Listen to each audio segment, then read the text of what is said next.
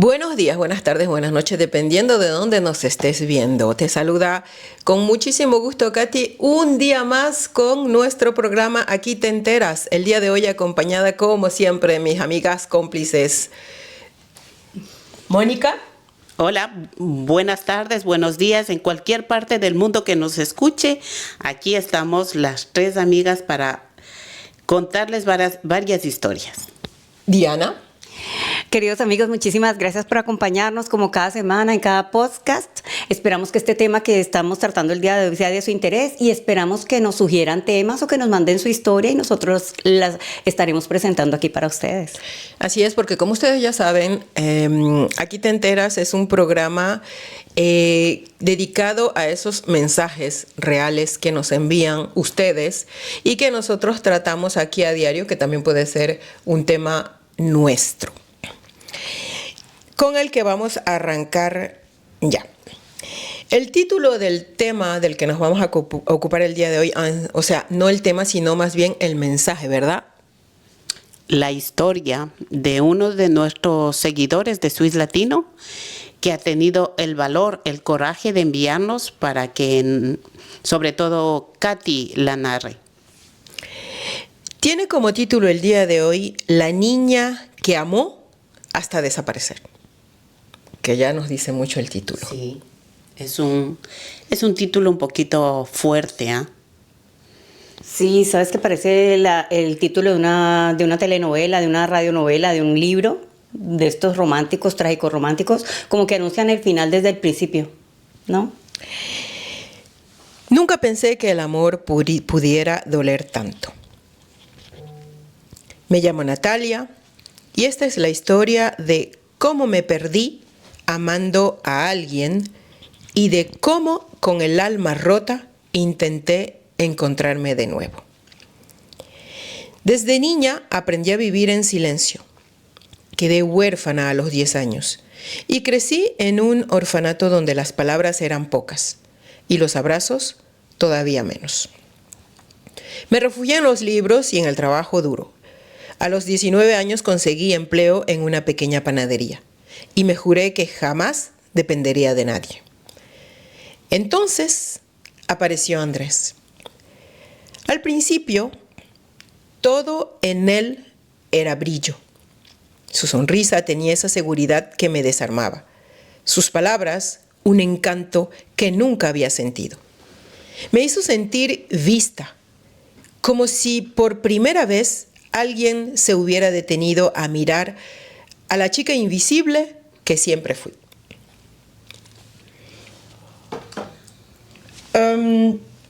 Ya solo en este pedazo, ¿qué les sugiere esta parte de nuestra historia? Para mí, como tú acabas de contar, una chica que sentía mucha soledad y se agarró a la primera persona que le brindó un poquito de cariño. No, a ver, pienso por el título, pues es un poquito difícil, no sé cómo continúe la historia, pero ella venía de ser tan vulnerable y se agarró a lo primero que encontró. Fíjate que a mí la sensación que me da es que, pues ella misma lo dice, ¿no? Era invisible. Y de repente hay una persona que se le acerca con frases, con actitudes que ella no conocía, y si estaba muy joven, con mayor razón, como que de repente, wow, no conocía esto es bonito y me quiero quedar aquí. Entonces, pues de pronto sí desarrolló como un apego hacia la persona, ¿no? Sí.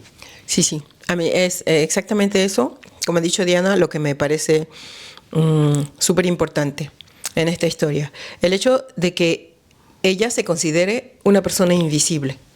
O sea, ya nos dice su estado de amor propio, de personalidad, y ya nos indica pues que es una persona frágil, ¿no? Como dice. Sí. Exacto. La historia continúa así. Pero lo que comenzó como un susurro dulce, pronto se volvió en un grito que me ahogaba. Andrés era celoso, enfermizamente celoso.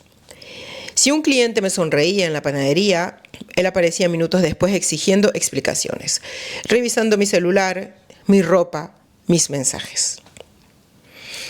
Al principio, confundí eso con amor. Pensé que cuidar significaba controlar. Qué equivocada estaba.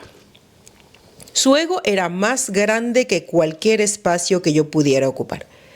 Siempre debía ser el centro, la voz más fuerte, la razón absoluta. Cuando discutíamos, terminaba convenciéndome de que la culpable era yo. Lloraba, prometía cambiar y yo le creía, una y otra vez. ¿Ustedes se identifican en alguna parte de esta historia? Yo por lo menos puedo identificarme en la parte que ella dice, le convencía que iba a cambiar, que va a cambiar, y no lo hacía. A pesar de que habían gritos y todo, ella seguía creyendo en esa persona. La historia empieza que es una muchacha pues que se quedó huérfana. Entonces quizás, como ha dicho Diana, el apego emocional le pudo más. Y ella lo que no quería es sentirse sola, estar sola, porque mediante él se creyó que él le dio visibilidad hacia el mundo. Y es triste creer estas cosas cuando tenemos una persona tan egocéntrica que se creía el centro del mundo y más bien le apagaba a ella. Fíjate, Mónica, Katy, que lo que yo como que percibo es las necesidades y las carencias que los dos vivieron, y se juntan estas dos carencias y se manifiestan de maneras diferentes. Él de pronto por su energía ya de dominación, es mi territorio, es mi compañera, es lo mío y nadie me lo mira, nadie me lo toca, porque es mío, finalmente tengo algo para mí que yo quiero y de su propia voluntad quiere ser mi compañera. Y ella de pronto también el hecho de ser visible, y como dice ella, la chica, que ella lo confundió al principio y ella todo lo confundió que era amor. Y de pronto sí era amor, lo que pasa es que es un amor que no es sano, pero sí lo es. Yo le llamaría más conceptos equivocados. Yo pienso que al final llegamos un poco a la misma conclusión, simplemente que yo lo veo como conceptos equivocados que tenemos ya en este caso, del amor, porque él lo ve como una posesión, tú me perteneces, eso significa amor para él, y ella, en cambio, la autoridad, ¿cómo lo diríamos? El sometimiento, porque ella comprendió como amor el hecho de que él la controle, de que la cele, y es ese concepto equivocado que tenemos muchas veces del amor. Pensamos que aceptando cosas y que aceptando esa autoridad, pues nos está demostrando que nos ama. Entonces son dos sentidos, son dos conceptos del amor equivocados. Sí. A ver, puede ser que como Katy dice, puede ser conceptos equivocados, pero yo no estoy de acuerdo porque el amor no tiene por qué hacer daño.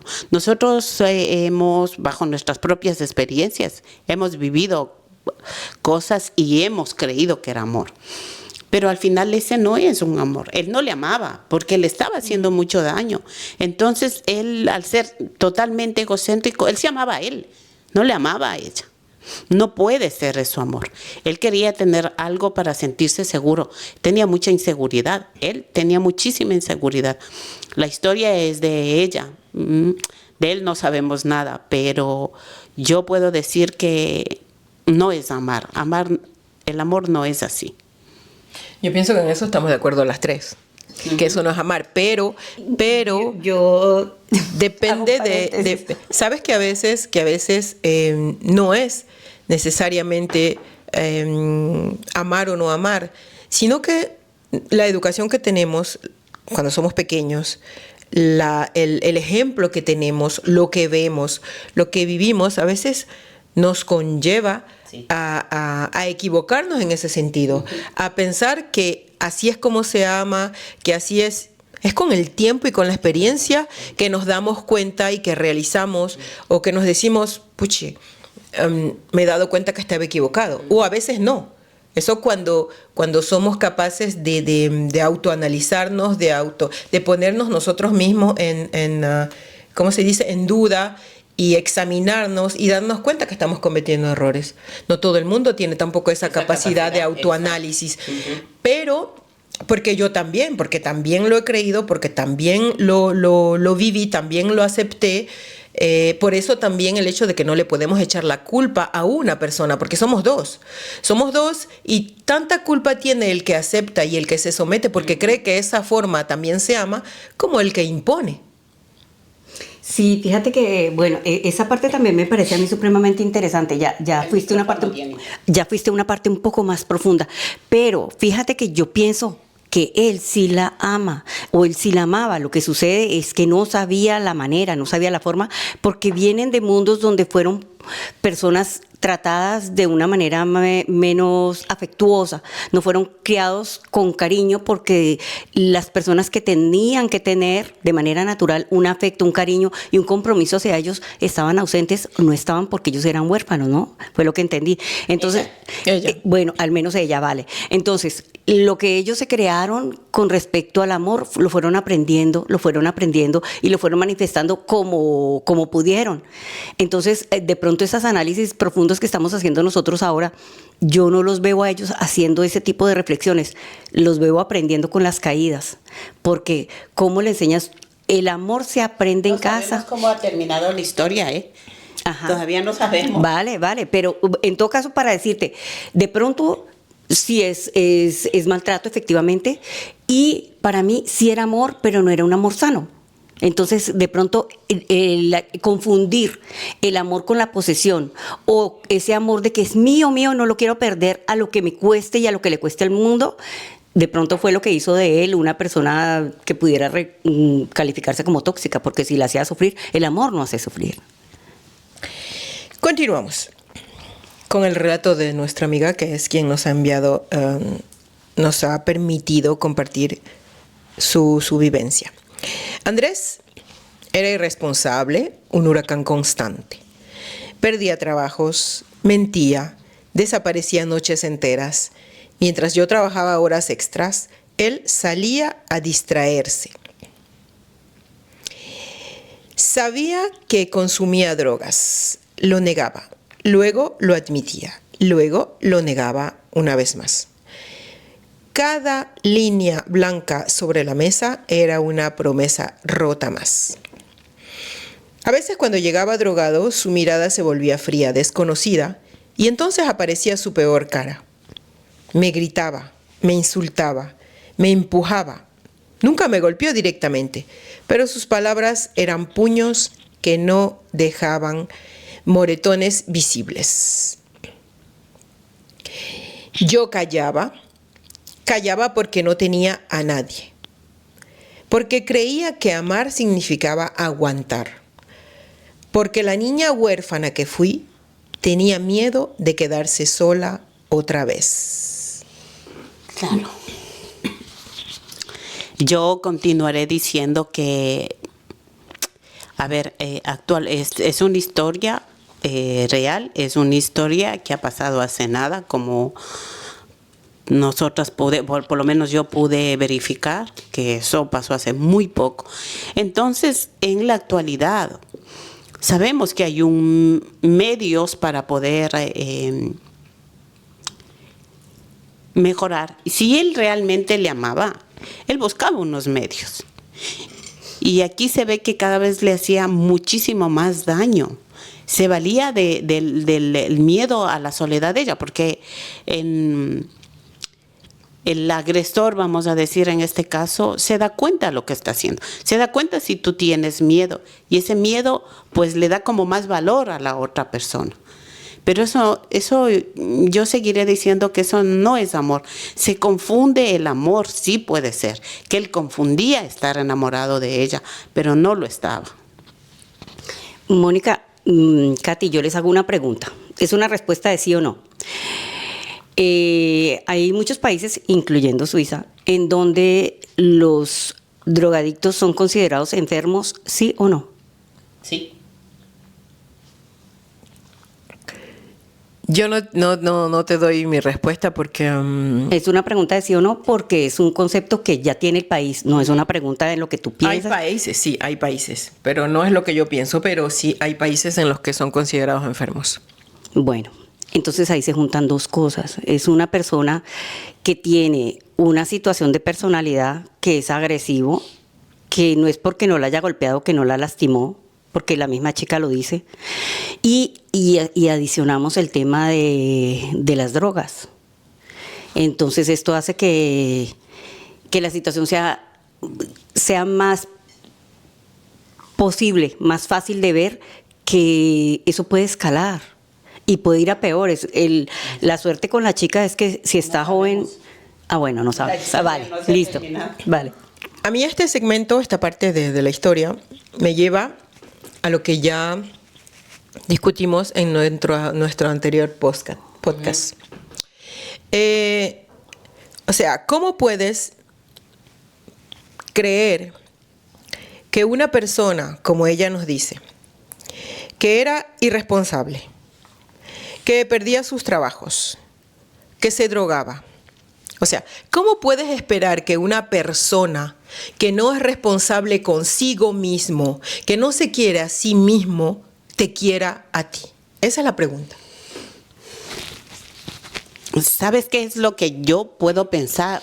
Es una mujer muy vulnerable. Psicológicamente no debe ser fácil para ella. Primero, que a ella le hace falta el amor de padre, de madre. Se quedó huérfana muy pequeñita. Entonces, esas carencias son muy, muy, muy dañinas. Al final vas creciendo como si, lo ha dicho ella al inicio, como si eres invisible, como si la gente no te ve. Y yo creo que ella se metió en ese círculo de pensar que él le amaba, porque ella no conocía otro tipo de amor.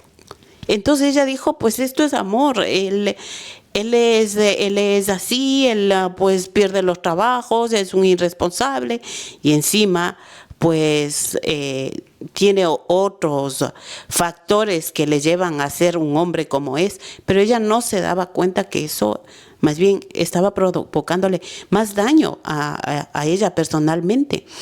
Y si ella ya tenía carencias de amor, pues con él, no sé cómo va a terminar la historia, pero con él estaba maltratando más su propia vida. Es muy difícil que ella, dentro de ella, se dé cuenta de lo que está pasando, porque ella no tuvo otra vivencia. Vivió en un orfanato.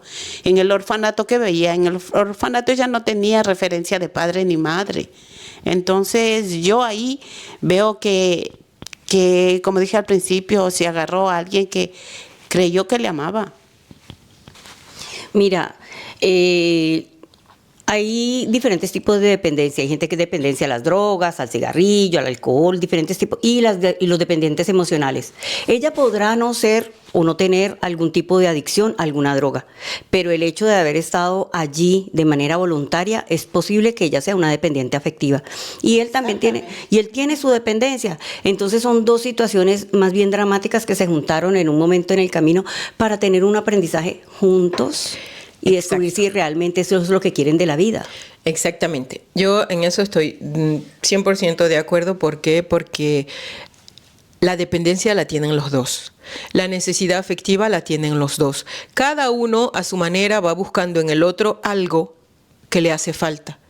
Él a su manera y ella a la suya. No conocemos la historia de él, pero en este caso yo pienso que los dos tienen un problema, no solamente ella.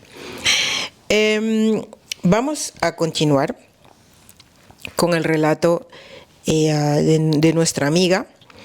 Ella dice que pasaron luego 3 años. 3 años de falsas reconciliaciones, de excusas, de te juro que esta vez sí, hasta que una noche todo se quebró. Había vendido la batidora de la panadería, porque por lo que veo tenía una panadería, para conseguir droga. Cuando ella lo enfrentó, perdió el control. La tomó del brazo con tanta fuerza que sintió que se rompía. En su mirada ya no había amor, solo había rabia. Esa noche, temblando, empacó una mochila y mientras dormía salió. No tenía un plan, no tenía dónde ir, solo tenía miedo. Y un pedacito de valor que había estado escondido en ella todo ese tiempo. No fue fácil. Dormí en un sofá prestado, trabajé en silencio, lloré muchas noches, dice nuestra amiga. Andrés me buscó, me llamó, me escribió mensajes llenos de promesas. No respondí. Sabía que si volvía, no saldría con vida. Al menos, no con la mía intacta.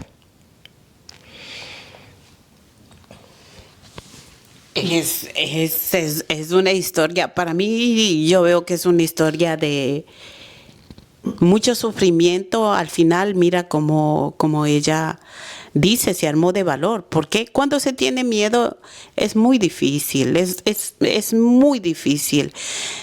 Y pues con el miedo lo que te dificulta es tener ideas claras.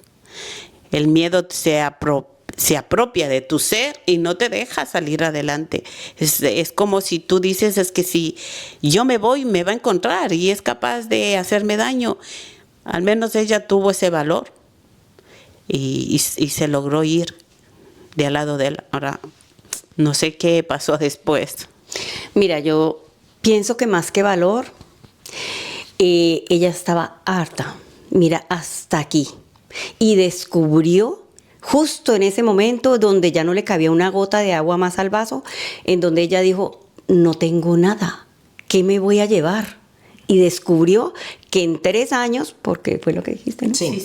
En 3 años no construyó nada, no edificaron nada, no progresaron nada, no había nada para los dos, entre los dos. Y ella se fue y se llevó lo que se llevó, que era lo suyo, y se dio cuenta que no había nada más.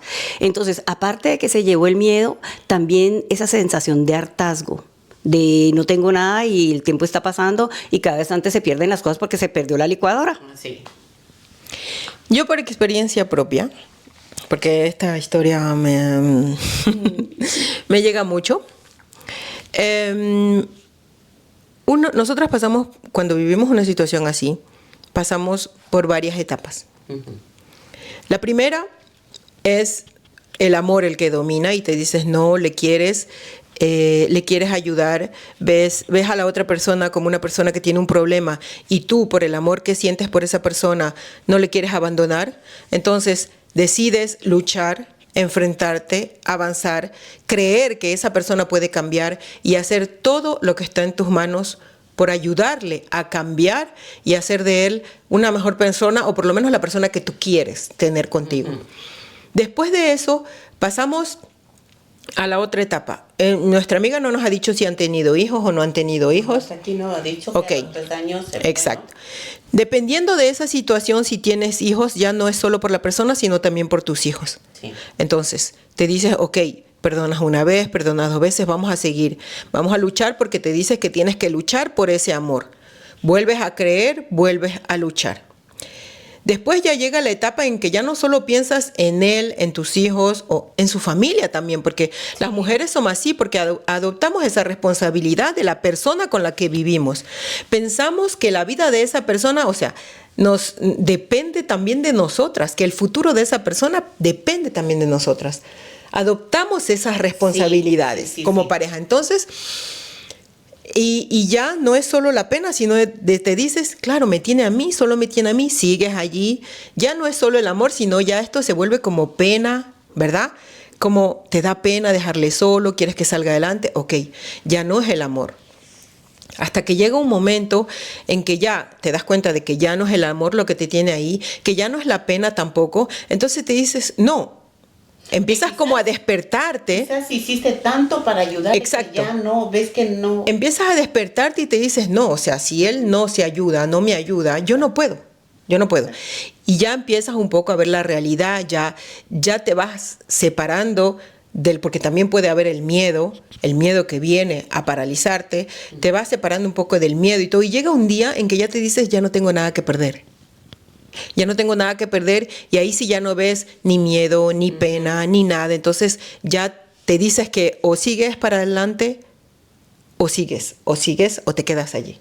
O te enfermas con él. Exacto, exactamente. No hay otra opción. Son etapas, Pero, ¿no?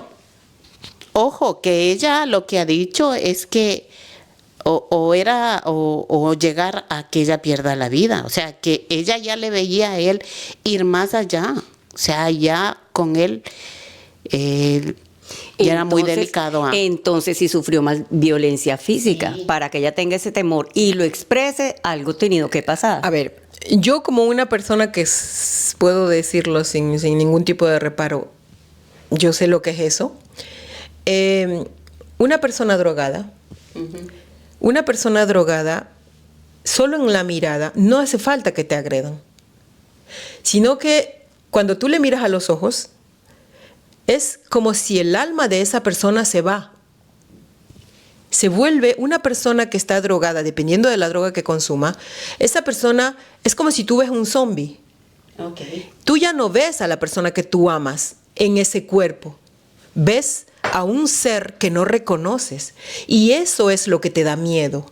¿Sabes por qué? Porque al no reconocer a esa persona, tú no sabes de lo que esa persona pueda capaz. A lo mejor no es capaz de pegarte ni hacerte daño físico, porque sí es posible que te ame aún siendo una persona dependiente. Pero el hecho de mirar sus ojos y ver que la persona que tú amas no está allí, porque es un ser drogado, exactamente. Pierde la noción de la realidad. Exactamente. Entonces, eso es lo que te da miedo. Lo que estás viendo en sus ojos, en esa mirada que no es esa persona que tú amas, que tú reconoces. Y eso es lo que da miedo. No es que porque yo no puedo decir que a mí me maltrataron físicamente y todo, pero una persona que es narcodependiente, esa persona, al estar drogada, ya no es la persona que tú conoces. Pero, Katy, a ver, tú bajo tu propia experiencia, tú ves una persona que bajo los efectos de cualquier cosa que haya consumido, sí, tú sabes qué es lo que pasa, pero el mismo miedo no te deja actuar. Yo de mi parte diría, pues puede estar totalmente borracho, lo que sea. Yo pienso que no es perdonable lo que ellos hacen. No es... Ni justificable. Y lo que sucede es que va escalando. No se trata de, o sea, a ver, es que no se trata de que sea perdonable o no. Es que, ¿sabes lo que pasa? Que mientras hay el amor, mientras tú te sigues diciendo que ahí dentro está la persona, o sea, pero tú ahí crees dentro, que le amabas. Sí. Sí, ¿tú crees que tú estás pasa segura que 100% que tú la amabas? Pasa que tú, en el fondo de ti, ¿Sí? sabes que esa persona, a pesar de estar en ese momento, si tú quieres, dominada por la droga que ha consumido, sabes que ahí está esa persona que igual sabes que no te va a hacer daño. Ah, pues yo te puedo decir también, bajo la misma experiencia, viví yo mi vida con una persona así, pero yo no opino lo mismo que tú, porque a mí sí me maltrataron. A mí me maltrataron horrible, horrible, horrible. Entonces, bajo ese miedo que yo tenía, yo no era capaz de evitarle. Si yo le veía enfrente a mí, yo era calladita, no digo nada, porque si no, yo sé de lo que es capaz. Entonces, yo no puedo pensar que yo amé. Yo no amaba, yo lo que tenía es miedo, tenía terror a esa persona. Y ese terror y ese miedo me hacía aceptar que quizás siga a mi lado por el terror que yo le tenía. Pero amor, yo soy consciente que no. O sea, yo personalmente le decía, ¿Por qué no buscas una mujer que te comprenda? Porque yo no te voy a comprender, yo no voy a aceptar un hombre como tú eres. Entonces, búscate una persona. Entonces, si yo le amaba, yo no le mando a los brazos de otra. Es que yo le decía, no puede ser, no puede ser, no puede ser. Tienes que buscarte a alguien que te acepte como tú eres. Pero fíjense, chicas, Mónica, Katy, que para llegar a hasta ahí, tuvo que haber un camino. Pero al principio sí es posible que se haya una relación sentimental como la que uno hubiera querido que sucediera. Pero no sucedió. Claro, porque al principio tú no sabes, al principio tú no conoces, tú no sabes que tiene esas adicciones, tú no sabes nada. Entonces, por eso me resulta difícil decir que no, porque es evidente que si la relación se formó, es porque había el amor, simplemente que claro, empezamos a conocernos, empezaste a ver, no es lo mismo ya convivir, ya estar juntos, y ahí es donde te vas dando cuenta de verdaderamente quién es la persona con la que estás viviendo. Ella dice, mira, él era brillante, pero después... Bueno, continuamos con el relato de nuestra amiga, quien nos dice, hoy, cuando escucho su nombre, un nudo se me forma en la garganta. No porque lo extrañe, sino porque una parte de mí todavía sangra por lo que dejé que me hiciera. Amar no debería doler. Pero a veces, para sobrevivir, hay que aprender a amar con cadenas rotas y tener el valor de soltarlas. Ella está traumatizada. Claro, claro, claro. Por eso ella el dolor lo tiene. Y depende, a ver, Katy ha dicho algo que sí, ¿no? A cada una nos diferencia el camino en la vida que hemos tenido. Y como Katy dice, pues ella sentía amor, y quizás actualmente eso ya no te causa dolor. No. Sí, en mi caso, a mí me causa dolor. A mí me dejó traumas. Traumas muy fuertes en mi vida. Porque no fue muy cortito el espacio de tiempo. Bueno, eso algún día lo contaré en este podcast. Pero si tú ves, ella dice que extraña. No extraña a él, pero siente ese dolor. Le marcó mucho. Le marcó tanto que para ella no será fácil conseguir... hablo sin saberlo, ¿no? Conseguir otra pareja, porque siempre una se mantiene vigilante. Y yo pienso que a ti también te pasó eso al principio cuando dejaste, pues siempre la próxima pareja tienes como más cuidado. Ya no piensas a la primera estoy enamorada y no, ya piensas, a ver, vamos a ver cómo va, qué es lo que va. Ahora, lo que yo sí digo, y vuelvo a repetir, todas estas historias están bien de ser contadas porque quizás alguien nos está escuchando y está pasando por esto. Sí. ¿Qué consejo darías tú, Katy, que eres la narradora? Yo personalmente, o sea, si hablo de mí, diría que lo que me ha ayudado mucho a no sentir lo que ella siente ahora es el hecho de aceptar que mi parte de culpa, mi parte de responsabilidad en esas relaciones. Porque al fin y al cabo, si esas cosas sucedieron, fue también porque yo las permití, fue también porque yo acepté, fue también porque yo cerré los ojos y con esa idea equivocada del amor que tenía, pues acepté cosas que hoy en día, si yo volviera a empezar, hay muchas cosas que yo no aceptaría. Y consejos que le doy a mi hija también, de no esperar a que en una relación pasen 15, 20 o 30 años. Si hay cosas que no te van, que no van contigo, que tú piensas que no están bien, decirlas. Y si ves que no se puede, no esperar, porque el ser humano no cambia. Con el tiempo nos vamos transformando, vamos aprendiendo, pero siempre seremos la misma persona. Siempre. Es el consejo que yo le daría a la gente, sobre todo de aceptar su parte de responsabilidad, porque eso te ayuda a decirte, ok, yo también tuve mi parte de responsabilidad y no tengo por qué echarle la culpa a él o a ella de todo lo que me pasó. Fuimos dos personas que aprendieron, que cometieron errores y cada uno le toca avanzar con su aprendizaje y con su parte de responsabilidad. Y pues mira, Yo pienso que todos los seres humanos del planeta, con alguna excepción seguramente, hemos tenido una primera experiencia de amor, hemos tenido una desilusión, hemos tenido ese primer noviazgo que nos ha generado algo, un dolor o un bonito recuerdo. Es válido el aprendizaje, o sea, las personas no son como nosotros queremos, nosotros somos como nosotros podemos ser y podemos de pronto manifestarle a la persona con la que estamos compartiendo nuestra vida sentimental lo que esperamos de ellos, porque a veces uno espera y les da el don de la adivinación sin que mucha gente lo tenga.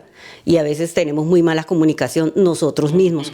Entonces yo pienso, mirémonos con compasión, amémonos nosotros también, pero sabiendo que los seres humanos somos y algunas personas te van a responder como tú quieres, pero no todas. Así que aprender a comunicar, y todos hemos tenido un bonito amor o un amor que nos ha dejado una experiencia para diferenciar qué quiero, qué no quiero, qué me gustaría repetir y que nunca quiero volver a vivir en mi vida. Exacto. Si esta historia te conmovió, compártela, porque a veces contar la verdad en voz alta es el primer paso para sanar. Así que, si quieres algo que agregar. Yo pienso que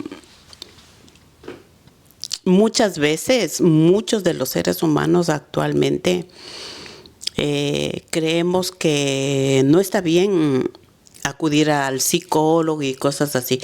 Todavía lo vemos como tabú eso. Mismo en Europa, todavía hay gente que lo toma eso como tabú.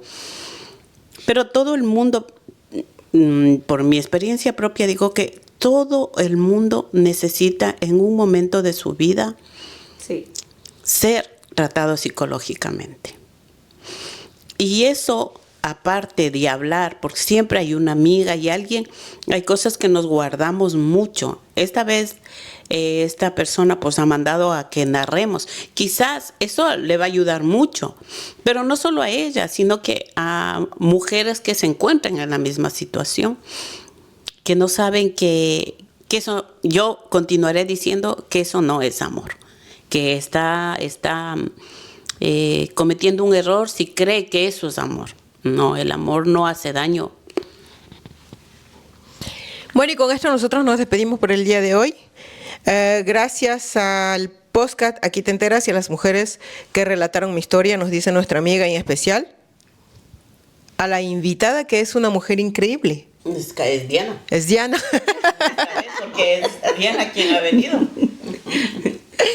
Bueno, amigos, será para una próxima vez. Nosotras encantadísimas de estar con ustedes una vez más, y no se olviden de enviarnos sus historias, que con muchísimo gusto aquí las narraremos y les daremos una vida.